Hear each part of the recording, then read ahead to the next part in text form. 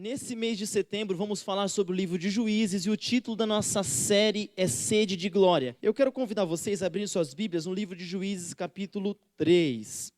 Então, assim, ao você abrir a Bíblia, saiba que terá sangue, tá? Então, quando a gente estuda o livro de Juízes, você abre a Bíblia, pinga uma gota na sua cara, assim, muito sangue esse livro. E não fique preocupado com isso, sabe por quê? Você fala, ai, pastor, não é legal ficar vendo essas coisas de sangue e tal. Gente, a nossa cultura é muito Nutella. Nós ficamos muito frescos. Esse povo da Bíblia era acostumado com guerra, era acostumado com violência. E por incrível que pareça, a gente fala que não é acostumado com violência. Em São Paulo, a gente não é acostumado com violência. Nós vemos violência todos os dias, toda hora, muitas vezes nas nossas casas. Nos nossos lares, aí vai ficar escandalizado com a Bíblia? Não, por favor, tá? Vamos ler a Bíblia abençoa. E se está na Bíblia, é porque é para abençoar a gente. Tem gente que gosta de Game of Thrones. O livro de Juízes é melhor que Game of Thrones. Game of Thrones é legal, é um bom seriado. A única coisa que o Juízes perde para o Game of Thrones, para quem não sabe o que é o Game of Thrones, é uma das séries mais assistidas na história da TV. Não vou dizer TV, porque hoje são tudo plataformas de streaming, que é HBO, Netflix, Hulu, mas uma das séries mais assistidas de todos os tempos. É uma série que parou o mundo no último episódio dela. E o último episódio da série Game of Thrones é muito parecido com essa cena que vocês vão ler aqui na Bíblia agora. A diferença é que aqui tem um ensinamento espiritual. Existe um propósito divino. O Game of Thrones era só para ganhar dinheiro de você mesmo, tá?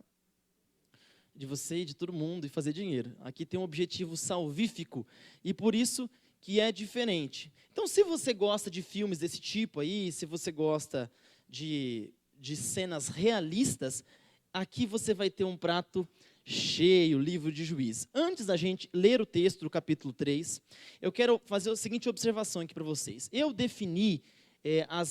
delimitei os textos que a gente vai estudar.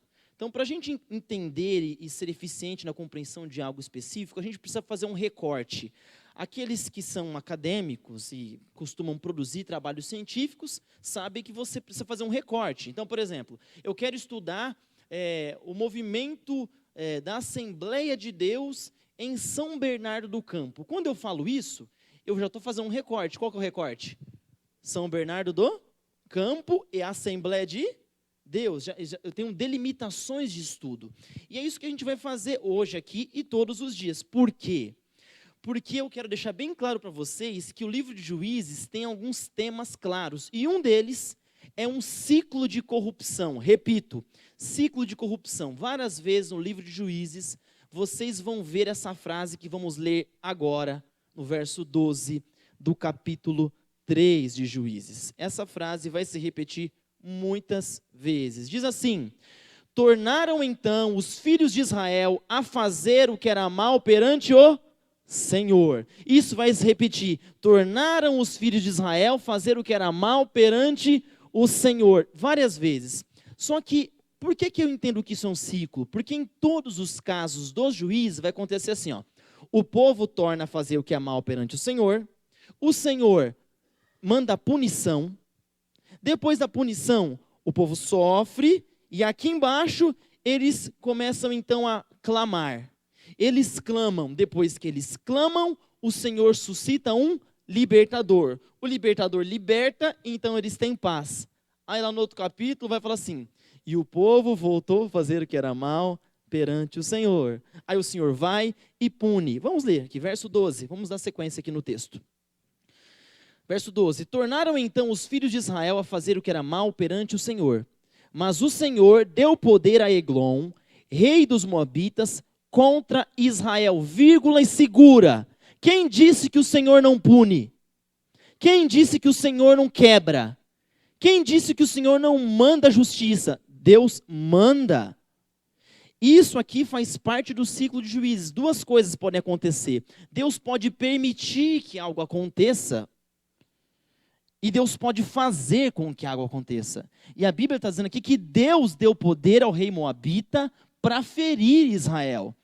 Não precisamos ter dificuldade com isso, nenhuma. Porque Deus é soberano e se Ele precisar punir, Ele vai punir. Eu sou o pai. Se eu precisar corrigir, eu vou corrigir. Eu vou corrigir. Eu me lembro de uma família que eu conheci lá nos Estados Unidos. E sabe que, eu falo América, mas é errado falar. Nos Estados Unidos da América, não se pode muito bater na criança, né? É muito comum pessoas famosas serem processadas, às vezes serem presas, porque deram uns tapinhas no bumbum da criança, né? Ou umas chineladas, ou umas cintadas, aí vai aumentando o nível, né, da raiva da pessoa. Então acontece isso. E eu lembro lá que um menino lá numa igreja brasileira que eu frequentava lá, em Massachusetts, um menino voltou da escola falando assim, pai, a professora falou que se você bater em mim, eu posso falar para ela que ela vai chamar a polícia para você e você vai ser preso. Esse pai pegou esse menino, comprou uma passagem para o Brasil, trouxe ele aqui para o Brasil. Chegou no aeroporto, deu uma surra nele e falou assim, olha, eu sou teu pai, moleque. Nem que eu tiver que voltar 20 vezes aqui no Brasil, para você entender que eu sou seu pai, você vai entender que eu sou seu pai. Agora vamos voltar para o livro de Juízes aqui. Deus falou assim, eu vou dar poder para Eglon contra Israel. É isso que o verso diz aqui, a Bíblia está dizendo isso, não precisa pensar outra coisa. Verso 13, e ajuntou consigo os filhos de Amon e os amalequitas, e foi e feriu Israel, e apoderaram-se da cidade das palmeiras. Pausa. Cidade das palmeiras é a cidade de Jericó. Continuamos. E os filhos de Israel serviram a Eglon, rei dos Moabitas, 18 anos. Um povo que era para ser livre, que era para estar dominando Canaã, agora estão ali pagando imposto e servindo um rei que o Senhor empoderou eles para ferir Israel. Aí então, o povo está sofrendo. Lembra do ciclo? Voltaram a fazer o que era mal perante o Senhor puniu. Verso 15, o próximo passo do ciclo. Então os filhos de Israel clamaram ao Senhor, e o Senhor lhes suscitou um libertador. Eude, homem canhoto. Você pode ler a Bíblia ou pode olhar para a imagem aqui, que agora é a descrição do nosso personagem. Eude, um homem canhoto, filho de Gera, benjamita. Por intermédio dele, enviaram os filhos de Israel tributo a Eglon, ou seja, imposto ao rei moabita. Verso 16. Eude fez para si um punhal de 2 gumes de comprimento, comprimento de um côvado, de 2 gumes e o comprimento de um côvado. Cingiu-o debaixo de suas vestes do lado direito, levou o tributo ou o imposto a Eglon, rei dos Moabitas. Era Eglon um homem gordo.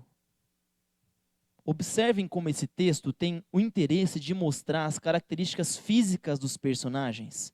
Eu não sei se você já leu, se você costuma ler, mas cada autor tem características. Se você leu o Machado de Assis já, você vai ficar, e for uma pessoa ansiosa, você vai ter dificuldade com a quantidade de detalhes que ele costuma expor em uma cena. Detalhes fantásticos, embora para o ansioso é difícil, mas para o leitor atento existe uma riqueza muito grande. Eude era canhoto e o rei era o quê?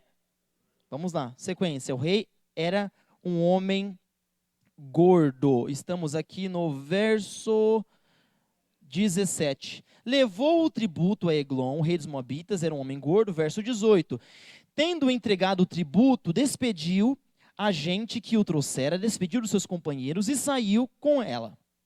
Porém, voltou do ponto em que estavam as imagens de escultura ao pé de Gilgal, e disse ao rei: tenho uma palavra secreta a dizer-te, ó rei.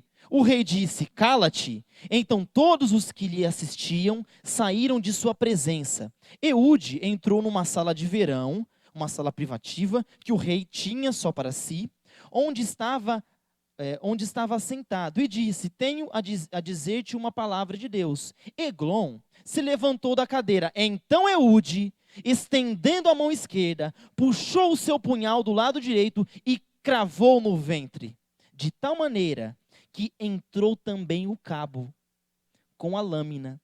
E porque não o retirou do ventre, a gordura se fechou sobre ele. E Eude, saindo por um postigo, passou por um vestíbulo, depois de cerrar sobre ele as portas, trancando-as. Tendo saído, vieram os servos do rei e viram, e eis que as portas da sala de verão estavam trancadas, e disseram, sem dúvida, que ele está ali aliviando o seu ventre na privada da sala de verão. Aborreceram-se de esperar, se cansaram. Como não abria a porta da sala, tomaram a chave e abriram. E eis que seu senhor estendido estava ali, morto sobre a terra. Eude escapou enquanto eles demoravam, e tendo passado pelas imagens de escultura, foi para Seirá. Tendo ele chegado, tocou a trombeta nas montanhas de Efraim, e os filhos de Israel desceram com ele das montanhas, indo ele à frente. Ele lhes disse, segui-me, porque o Senhor entregou nas nossas mãos os nossos inimigos, os moabitas, e desceram após ele e tomaram os vaus do Jordão, Jericó. Tomaram os vaus do Jordão. Espera aí que toda vez que eu paro eu perco aqui, que hoje eu estou ficando meio cego.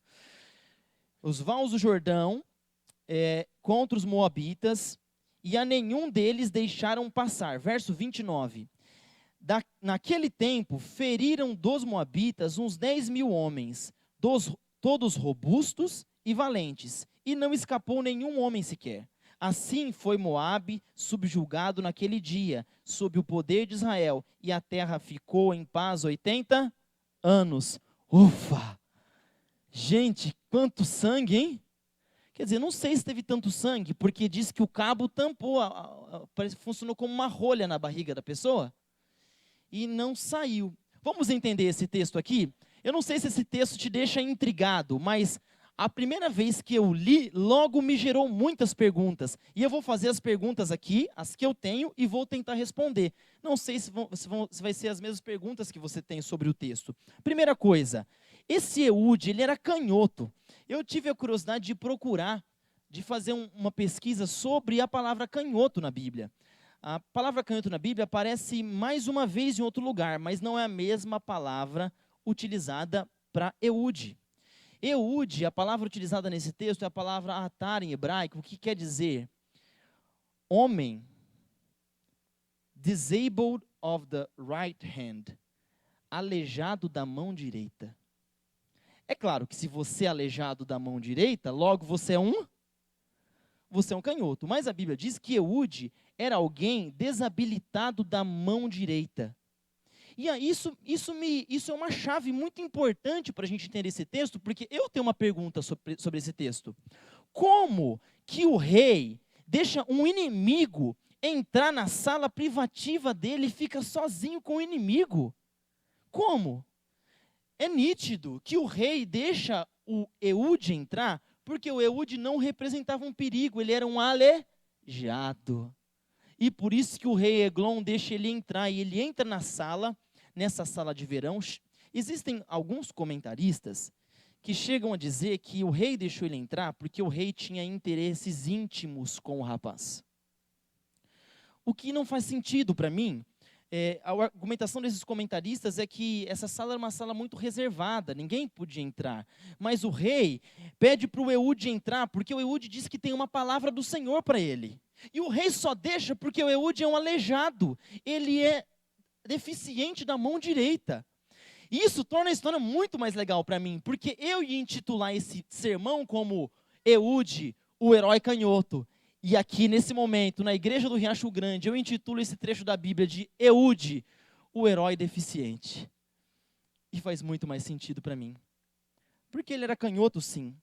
Mas o fato da Bíblia descrever a deficiência dele, nos ensina algo tremendo. Porque logo depois ela vai dizer que o rei era o quê?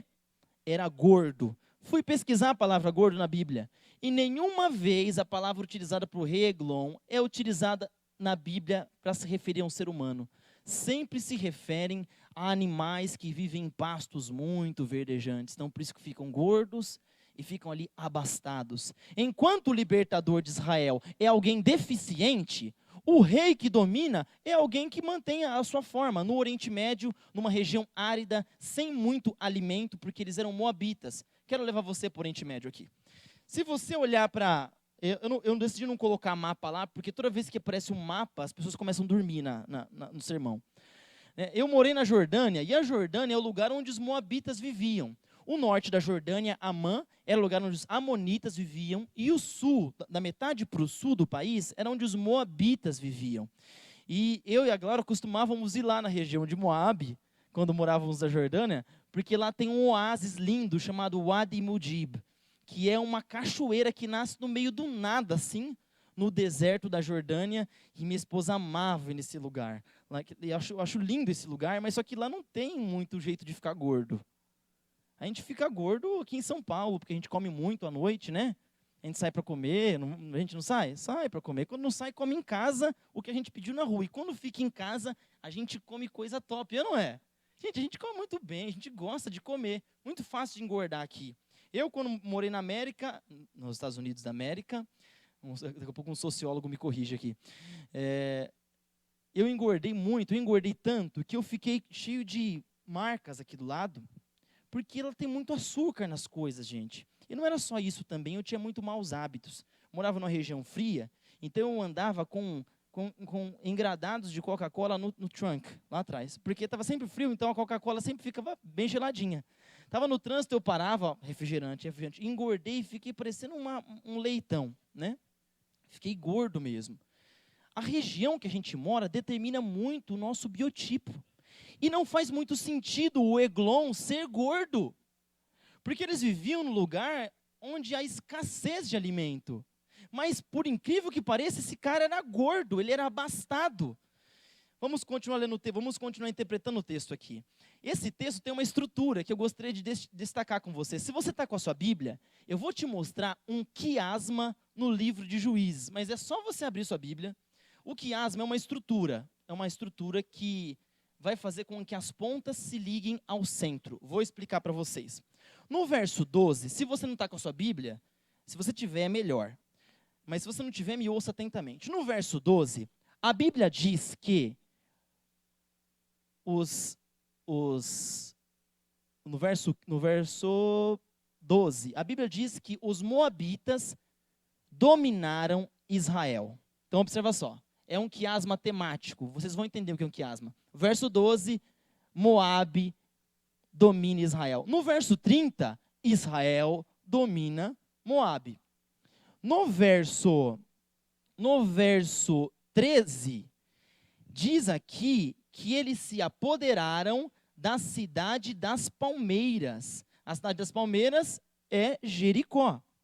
Lá na frente, deixa eu consultar aqui minha cola. Lá no verso 28, diz que os israelitas tomam os vales do Jordão, ou seja, na cidade de Jericó. No verso 18, se você acompanhar, você vai ver que o Eude manda os companheiros embora. No verso 27, o Eude chama os companheiros de volta. No verso 19, o Eude passa pelos ídolos. No verso 26, o Eude passa de novo pelos ídolos. No verso 20, o rei está sentado. No verso 25, o rei está caído. No verso 20, o Eude entra. No verso 23, o Eude sai. E no meio desse quiasma está ali o rei morto, a vitória de Israel e a glorificação do nome de Deus. O Samuel, que escreveu esse livro aqui, sabe aquele Samuel, menino da Bíblia? Aquele menino lá da Ana, ele que escreveu o livro de Juízes. Ele tinha intenção, para a gente aqui, de colocar esse quiasma para mostrar alguns elementos importantes quando a gente for ler o texto. Essa estrutura mostra para a gente o que é importante. Então, quando a gente vê que o Eude passa pelos ídolos uma vez, esses ídolos incomodam Eude. Porque haviam ídolos na cidade que era de Deus. Na cidade que eles dominaram quando entraram em Canaã, o símbolo da glorificação do nome de Deus. Ali tinham estátuas. Hoje, gente, não é para adorar isso aqui é só uma imagem ilustrativa, tá? E se tem alguém que tem problema com imagem, você tem que estudar um pouco mais. Aqui a gente não adora imagem, mas a gente usa a arte para pregar o evangelho. Do mesmo jeito que os católicos faziam lá na Idade Média, quando eles pintavam e faziam esculturas nas catedrais, para que os artistas faziam isso, para que o povo que não sabia ler conseguisse entender a Bíblia. A iconografia católica surge como um movimento missiológico, para que as pessoas que não entendiam a Bíblia conseguissem entender a Bíblia. Então, deixe seu preconceito evangélico de lado, tá? Arte também é um mecanismo de ensino, pedagogia e de evangelização. Eude se incomoda, e depois que ele mata o rei, por onde ele passa? Pelos ídolos de novo. E assim ele vai, chama os amigos, e o nome de Deus é glorificado. Nós aprendemos algumas coisas aqui com esse texto. E hoje eu trouxe aqui para vocês algumas aplicações. A primeira aplicação é que Deus usa um deficiente para libertar o povo de Israel. Eu não sei se você já teve algum amigo deficiente, ou se você já conviveu com alguém com alguma deficiência notória, assim. Mas a deficiência, ela geralmente se divide em duas partes, assim. Tem a deficiência primária. Essa deficiência primária é a deficiência real. Por exemplo, digamos que eu seja cego. Eu sei que sou cego, eu não vejo, sou cego. Essa é a deficiência primária. A deficiência secundária é a percepção externa ou a percepção social sobre aquela deficiência. Vou explicar para vocês. Muita gente acredita que ter uma dor nas costas é um demônio nas costas. E tem gente que acredita que se está dando alguma coisa errada na sua vida, se você bater o carro, você está aleijado, ou se você tem uma doença, é porque você pecou. E por isso que você está assim. Todos esses são takes externos sobre a nossa deficiência. Quando alguém olha para você e fala assim, Érica, a Érica é estourada. Claro que a Érica não é, ela é muito calma, né? Você é uma pessoa impaciente, muito estourada. E você sabe que é isso. Só que a pessoa atribui coisas a você além do que você é. Porque essa deficiência é a deficiência secundária, a percepção externa, a percepção das pessoas, a percepção social. E o Eude aqui, esse nosso personagem, ele vivia em uma época em que a deficiência não era bem vista também. Em um local onde um deficiente, ele representa uma vulnerabilidade para a comunidade. Em uma época em que as pessoas invadiam suas terras e matavam seus filhos. Ter alguém aleijado em casa não é vantagem. Nunca foi vantagem. Nesse contexto. Então esse homem, ele vivia como um zero à esquerda. Esse homem era alguém totalmente incapacitado, desconsiderado, tanto na deficiência primária, quanto na secundária. Mas eu acho maravilhoso, porque Deus é glorificado com a nossa deficiência, amém? Você é cheio de deficiência. Talvez a sua mão não seja tortinha, assim como a de Eude, mas tem outras coisas tortas na sua vida. E às vezes você acha que essas coisas tortas não podem glorificar o nome de Deus. E hoje aqui eu quero ensinar para vocês um conceito sobre graça. Se você sair com isso daqui no seu coração, eu já vou ficar feliz. Existe a graça passiva. O que é a graça passiva? É quando você se aproxima de Deus e fala assim, Senhor, me perdoa porque eu errei, eu sou um cara errado, eu fiz aquilo ali, fiz aquela outra coisa ali, me perdoa. E o Senhor no seu trono fala assim, eu te perdoo, meu filho, fique em paz. A graça passiva. E ele te perdoou ali, né? Existe a graça ativa, a graça em que Deus usa aquilo que nós somos para a glória dele e para a salvação de pessoas. Então, no primeiro caso, na graça passiva, Deus, ele cura a gente, ele transforma quem nós somos. E a graça ativa usa aquilo que nós somos para potencializar o evangelho, para glorificar o nome de Deus. Então Deus podia ter curado a mão de Eude. Ele podia ter ido num lago, igual Aquiles, a mãe dele, podia ter mergulhado ele num lago assim, e quando ele saísse com a mão, uma mão forte, uma mão biônica, tipo Sansão, pá, um fortão, vou lá e mato o rei. Não. Deus decidiu dessa vez usar a deficiência de alguém para que o nome dele fosse glorificado e para que pessoas fossem salvas. Mas ninguém acredita nisso. Nem você acredita nisso. Você tem vergonha das suas deficiências. Você tem vergonha das suas imperfeições. Porque você acha que elas não podem glorificar o nome de Deus, mas você está errado. A melhor maneira de glorificar o nome de Deus é permitir que Ele invada as nossas impossibilidades, as nossas imperfeições, as nossas inconsistências. É ali que o nome de Deus é glorificado. Se é para ter sede de glória, que você tenha sede da glória de Deus na sua vida. Se é para ter sede de glória, é que você tenha sede de que essa glória invada o teu ser, principalmente aonde você tem defeitos. É ali que Deus é glorificado, porque o que você já é bom, a gente já sabe. Mas eu quero saber o que Deus fez por você naquele lugar que você não conseguia mexer.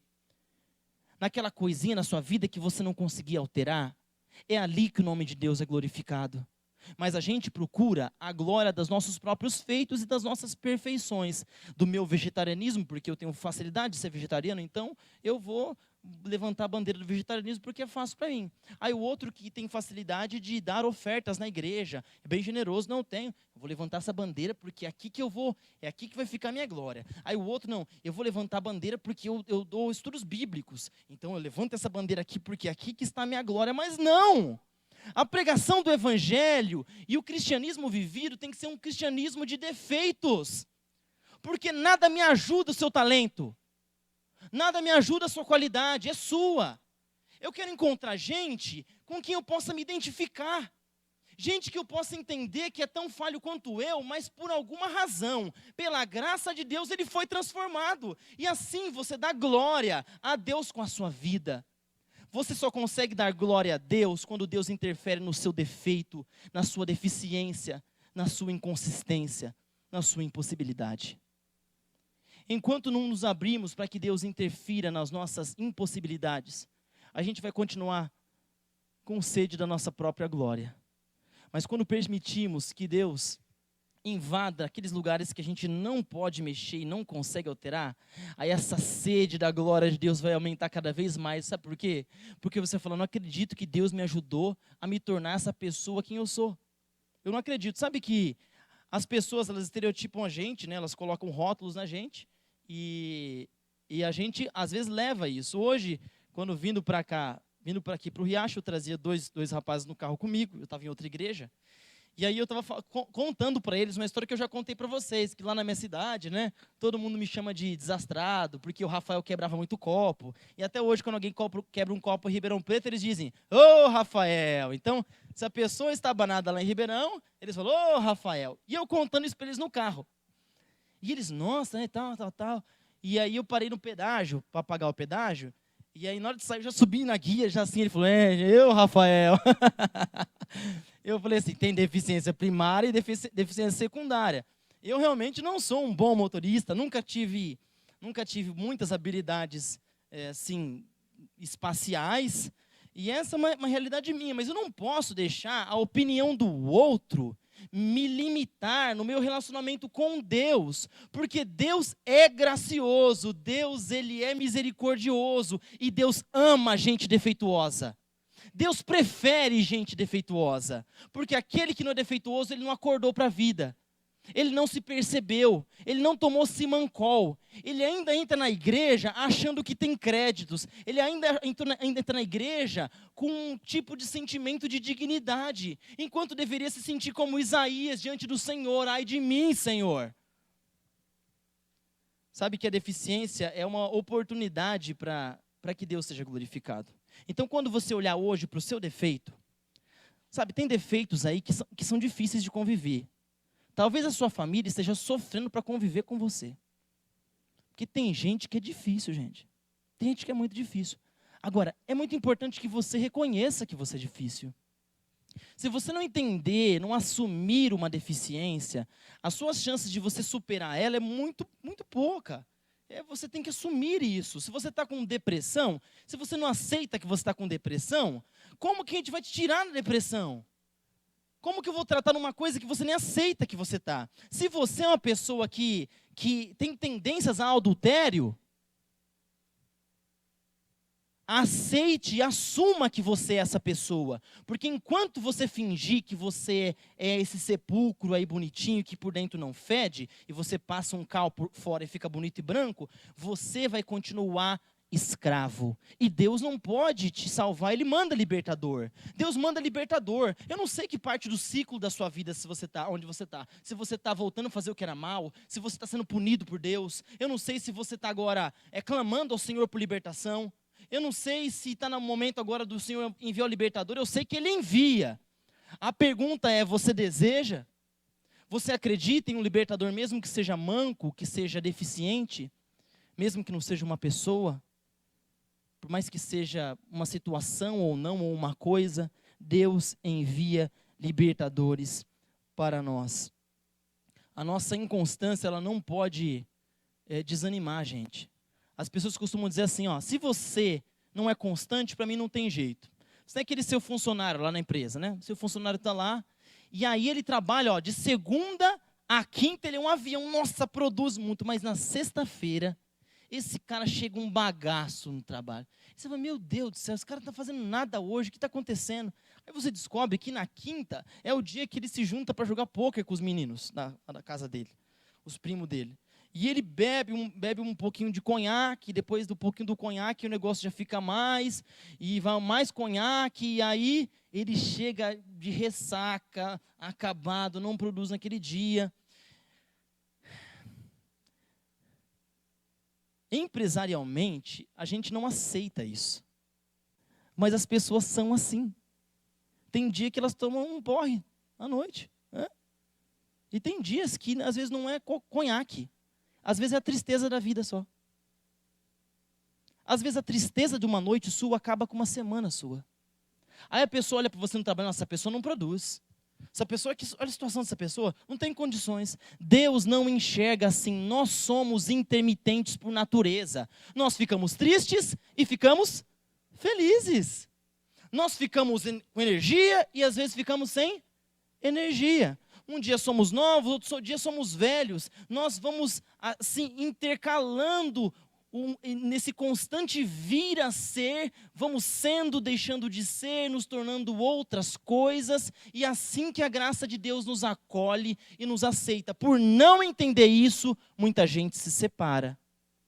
Por não entender isso, muito filho abandona o pai, muito pai abandona o filho abandona a mãe, muitas famílias se acabam, porque não entendem que o ser humano é um ser por natureza intermitente. Então, se você nesse ciclo seu da sua vida, parecido com o de Juízes, que vai se repetir durante todos os sábados que falamos aqui, você passa para o momento de voltar a fazer o que é mal, é punido pelo Senhor, clama, e o Senhor manda o libertador, não tenha vergonha disso. Tenha vergonha de estar fora do ciclo, porque só está no ciclo quem considera a pessoa de Deus. Só está no ciclo quem considera a possibilidade de estar errado. Só está no ciclo quem é humilde o suficiente para entender que está tentando levar o carro na estrada, mas está difícil não passar em cima da tartaruga. E a gente fica tentando, né? A vida é isso, a vida cristã. Quem disse que ia ser essa coisa reta, perfeita? Não vai ser e nunca será. E se tem sido na sua vida, tem alguma coisa errada com a sua percepção da sua vida. Você está com dificuldade de se perceber. Porque a nossa natureza, ela é intermitente. É assim que nós somos.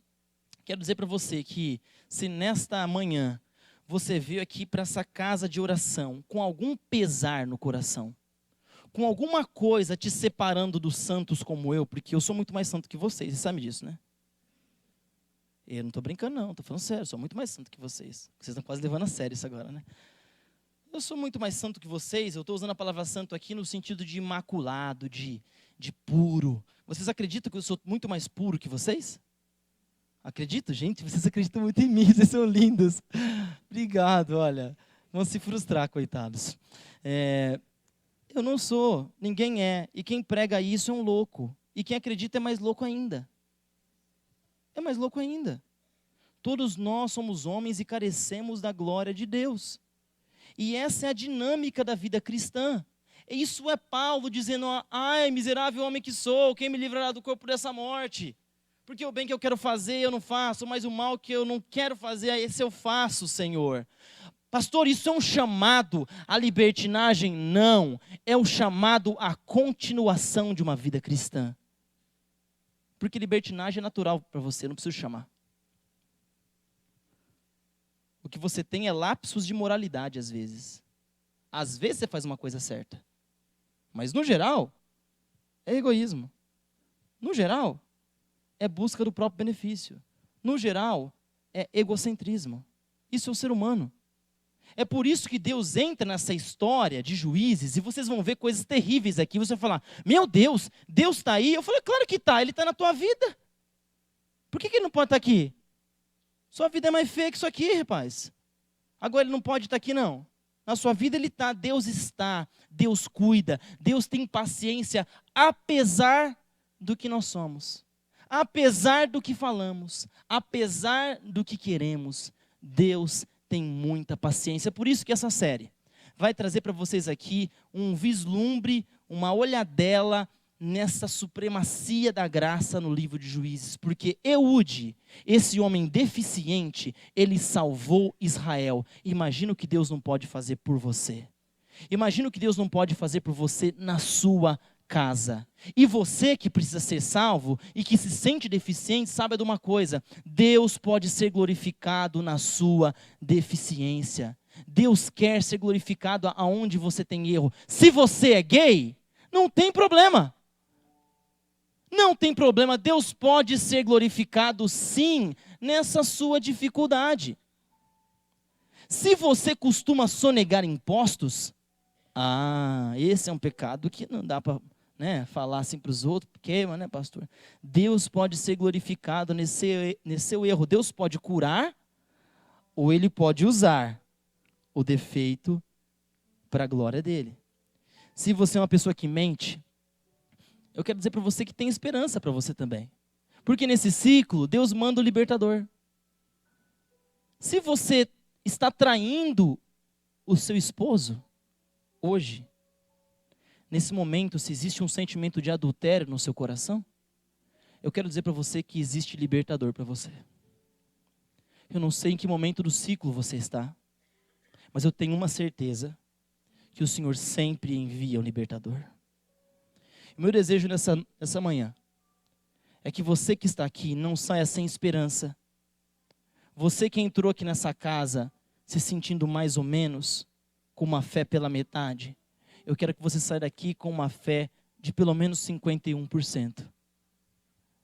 Pelo menos 51% de que Deus vai enviar um libertador para você. Não importa se vai ser canhoto, se vai ser uma mulher, se vai ter cabelo grande, se vai ser uma coisa ou uma situação, o Senhor envia o libertador. Sabe qual é o nosso papel nessa manhã? É clamarmos. Nós vamos clamar agora. Porque nessa história eu não sei se eu sou o povo de Israel, se eu sou o rei, ou se eu sou o Eude. Como eu sou um constante vir a ser, eu posso ser os três. Para ter certeza, eu quero clamar. Se você deseja clamar, fique de pé comigo. E vamos clamar a Deus por um libertador.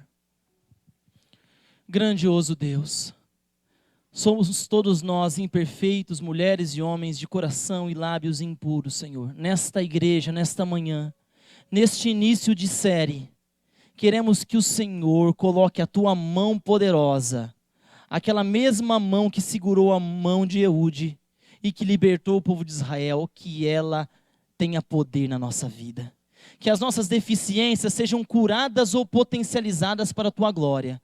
Que elas sejam utilizadas, que nós não tenhamos vergonha das nossas imperfeições, mas que sim, o nome de Jesus Cristo seja glorificado nelas, Senhor. Que ninguém mais, que as percepções externas, as percepções sociais, não nos atrapalhem, não sejam um bloqueio entre nós e o Senhor. Mas que possamos entender que as nossas deficiências são oportunidades para a tua glória. Sabemos que não somos libertos só para viver, mas para viver glorificando o teu nome, Senhor. Portanto, nos use, nos cure e faça com que cada um de nós receba do Senhor essa graça suprema que o povo de Juízes recebeu. E que no nosso ciclo de corrupção, de punição, clamor e libertação, independente onde cada um esteja nesse momento, que todos nós temos a certeza de que um dia, mesmo que demore, e mesmo que continue doendo até lá, até o fim da vida com um defeito, com uma deficiência, que um dia o Senhor mande o libertador. E que esse libertador nos traga tempos de paz na tua presença. Em nome de Jesus assinamos essa oração. Amém.